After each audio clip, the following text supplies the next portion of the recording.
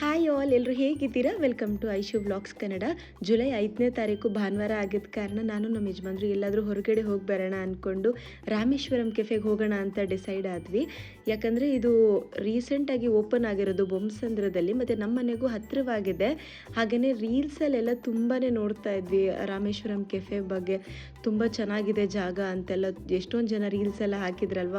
ಹೋಗಿ ಬರೋಣ, ನೋಡೋಣ ಫುಡ್ಡೆಲ್ಲ ಹೆಂಗಿರುತ್ತೆ ಅಂತ ಹೇಳಿ ನಾನು ನಮ್ಮ ಯಜಮಾನ್ರು ಹೊರಟಿದ್ವಿ. ನಾವಿರೋದು ಕನಕಪುರ ರೋಡಲ್ಲಿ. ಸೊ ನಮಗೆ ಎಲೆಕ್ಟ್ರಾನಿಕ್ ಸಿಟಿ ಮುಖಾಂತರ ನೈಸ್ ರೋಡಲ್ಲಿ ಹೋದರೆ ತುಂಬಾ ಹತ್ತಿರನೇ ಆಗುತ್ತೆ. ಬಟ್ ನಾವು ಹೋಗಿದ್ದು ಏನಾಯಿತು ಗೊತ್ತಾ, ಸಂಜೆ ಬಿಟ್ವಿ.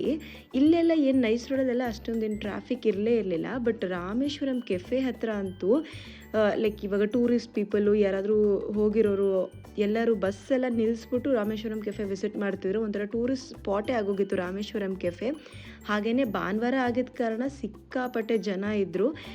ಒಂದು ಏನು ಅಪ್ರಿಷಿಯೇಟ್ ಮಾಡಬೇಕು ಅಂದರೆ, ಅಷ್ಟು ಜನ ಇದ್ರೂ ಕ್ರೌಡ್ ಮ್ಯಾನೇಜ್ಮೆಂಟ್ ತುಂಬಾ ಚೆನ್ನಾಗಿ ಮಾಡಿದ್ದಾರೆ ರಾಮೇಶ್ವರಂ ಕೆಫೆಯಲ್ಲಿ. ಎಲ್ಲರೂ ಸಹ ಕೂತ್ಕೊಂಡು ಊಟ ಮಾಡ್ಬೋದು, ಆ ಥರ ಡಿಸೈನ್ ಮಾಡಿದ್ದಾರೆ. ನನಗಂತೂ ಸಿಕ್ಕಾಪಟ್ಟೆ ಇಷ್ಟ ಆಯಿತು. ಮತ್ತು ಜನ ಜಾಸ್ತಿ ಇರೋ ಕಾರಣ ಅವ್ರು ಕೊಡೋ ಫುಡ್ಡು ಹೆಂಗಿರುತ್ತೋ ಏನೋ, ಕೆಲವೊಂದು ಸತಿ ಜನ ಜಾಸ್ತಿ ಇದ್ದರೆ ಸರಿಯಾಗಿ ಬೇಯಿಸಿರಲ್ಲ, ಅಥವಾ ಅರ್ಜೆಂಟಲ್ಲಿ ಹೆಂಗೆಂಗೋ ಕೊಟ್ಬಿಡ್ತಾರಲ್ವ. ಬಟ್ ರಾಮೇಶ್ವರಂ ಕೆಫೆಯಲ್ಲಿ ನಮ್ಗೆ ಆ ಥರ ಏನೂ ಆಗಲಿಲ್ಲ. ಅಷ್ಟು ಜನ ಇದ್ರೂ ಎಷ್ಟು ನೀಟಾಗಿ ಕೊಟ್ಟಿದ್ರು ಗೊತ್ತಾ. ಪ್ರೆಸೆಂಟೇಷನ್ನು ಅಷ್ಟೇ ಚೆನ್ನಾಗಿ ಕೊಟ್ಟಿದ್ರು. ಜನ ಜಾಸ್ತಿ ಇದ್ದಾರೆ ಅಂತ ಹೆಂಗೋ ಒಂದು ಕೊಟ್ಬಿಟ್ಟು ಆ ಥರ ನಿಜವಾಗ್ಲೂ ಇರಲಿಲ್ಲ. ನನಗೆ ನಿಜವಾಗ್ಲೂ ತುಂಬ ಇಷ್ಟ ಆಯಿತು ರಾಮೇಶ್ವರಂ ಕೆಫೆ, ಅದೊಂದು ಕಾರಣಕ್ಕೆ.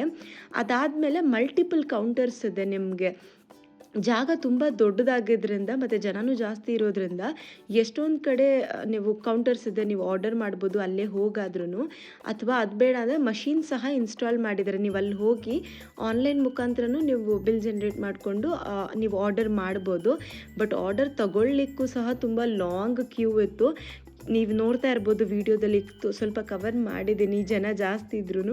ಹಾಗೆಯೇ ವರ್ಕರ್ಸು ಸಹ ಜಾಸ್ತಿನೇ ಇದ್ದಾರೆ. ನಿಮಗೇನು ತುಂಬ ಅವರ್ಗಟ್ಟಲೆ ಹಿಡಿದ್ಬಿಡುತ್ತೆ, ಜನ ಜಾಸ್ತಿ ಇದ್ದಾರೆ, ಎಷ್ಟೊತ್ತಿಗೆ ಸಿಗುತ್ತೋ ಊಟ ಅಂತ ಏನಿಲ್ಲ. ಸ್ವಲ್ಪ ವೇಟಿಂಗ್ ಟೈಮ್ ಇದ್ದೇ ಇದು.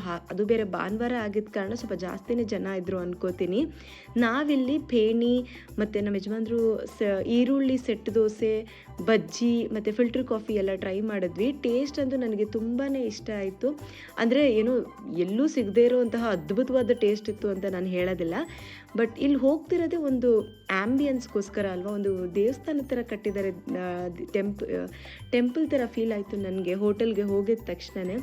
ಅದಾದಮೇಲೆ ನಮ್ಮ ಯಜಮಾನ್ರು ಹೆಂಗೆ ಓಡಿಸ್ಕೊಂಬಂದಿದ್ದಾರೆ ಗಾಡಿನ ಅಂದರೆ ನೈಸ್ ರೋಡಲ್ಲಿ, ಅವ್ರಿಗೇನೋ ಒಂಥರ ಖುಷಿ ರೈಡಿಂಗ್ಗೆ.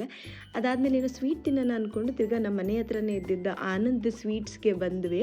ಇಲ್ಲಿ ಜಲೇಬಿ ಮತ್ತು ಜಾಮೂನ್ ತೊಗೊಂಡಿದ್ವಿ. ನನಗೆ ಜಾಮೂನ್ ಅಂದರೆ ಇಲ್ಲಿ ಸಿಕ್ಕಾಪಟ್ಟೆ ಇಷ್ಟ, ಯಾಕಂದರೆ ಅದರೊಳಗಡೆ ಪಿಸ್ತಾ ಎಲ್ಲ ಹಾಕಿರ್ತಾರೆ.